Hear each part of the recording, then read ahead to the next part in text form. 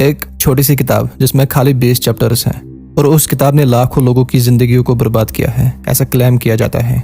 जिस किताब ने पढ़ने वालों को पागल और आधी किताब पढ़ने वालों को मौत के घाट उतारा है। गाइस, आप इमेजिन नहीं कर सकते किस तरह से एक किताब के जरिए लोगों की जिंदगियों के साथ खेला जा सकता है। पर्सनैलिटी, हेल्थ, पीस, सब कुछ बर्बाद किया जा सकता है इस सिंगल किताब के जरिए। ये किताब इतनी खतरनाक है जिसके जरिए से किसी भी इंसान को फोर्सफुली ब्लैक मैजिक के जरिए किसी दूसरे इंसान से नफरत या मोहब्बत करवाई जा सकती है। इन्हीं वजूहात की वजह से ये किताब बहुत सारे देशों में बैन करी गई है। जिस किताब की मैं बात कर रहा हूँ उस किताब का नाम है सन ऑफ नॉलेज। बहुत ज्यादा पुरानी किताब है ये। 13th सेंचुरी में इस किताब को लिखा गया और इस किताब के ऑथर है अहमद अलबूनी, जो कि एक स्कॉलर, सूफी, मिस्टिक, फिलोसोफर और मैथमेटिशियन थे। अलबूनी ने अपनी जिंदगी इजिप्ट में गुजारी और वो पैदा हुए बोना में, यानी आज के अल्जीरिया में। हालांकि ये बुक ओरिजिनली अरबिक लैंग्वेज में लिखी गई है। अरबिक में इस बुक को शम्स अल मारफ के नाम से जाना जाता है।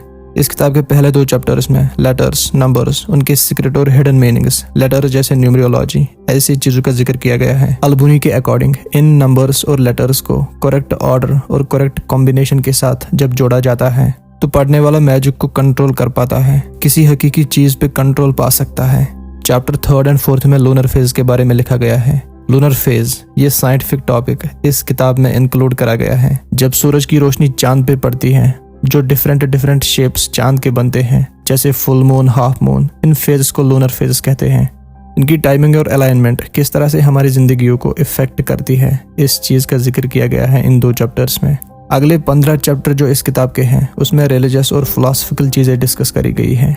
यहाँ तक तो ये किताब नॉर्मल लगती है, लेकिन चैप्टर 19 और 20 ये बहुत ज्यादा डेंजरस और खतरनाक 2 चैप्टर्स हैं इस किताब के, जिसमें विचक्राफ्ट को समझने और सीखने का जिक्र किया गया है। विचक्राफ्ट एक ऐसी दुनिया, ऐसा इल्म जिसमें ब्लैक मैजिक सीखा जाता है, ऐसी एग्जिस्टेंस पे कंट्रोल पाना जो हमारी डायमेंशंस में दिखती ही नहीं है और जिन्हें हम शैतान, जिन ऐसे नामों से जानते हैं, उन पे कंट्रोल पाना, उन मखलूकों से ऐसे काम करवाना जिससे किसी भी शख्स की जिंदगी के साथ खेला जा सकता है। इन चैप्टर्स में तलिस्मन्स को बनाना और उनको इस्तेमाल करना, ऐसी चीजों का भी जिक्र किया गया है।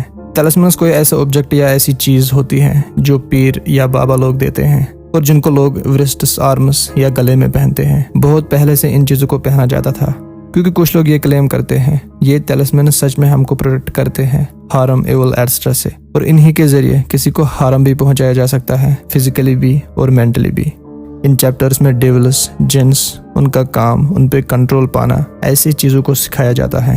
हालांकि दुनिया में 84% लोग रिलीजियस को मानते हैं, तो बहुत सारे मजहबों में ऐसी चीजों को मानना पड़ता है, जैसे स्पिरिचुअलिटी, एंजल्स, जिन, शैतान, डिवाइन पावर। मतलब बहुत सारे लोग जो दुनिया में हैं वो इस किताब के टॉपिक्स पे कुछ हद तक बिलीव करेंगे, और रहे बाकी 15% जो रिलीजियस या गॉड ऐसी चीजों को नहीं मानते हैं, या जो लोग साइंस को ज्यादा मानते हैं, उन लोगों के गले ये कंसेप्ट्स नहीं उतरते। They don't believe in such concepts overall.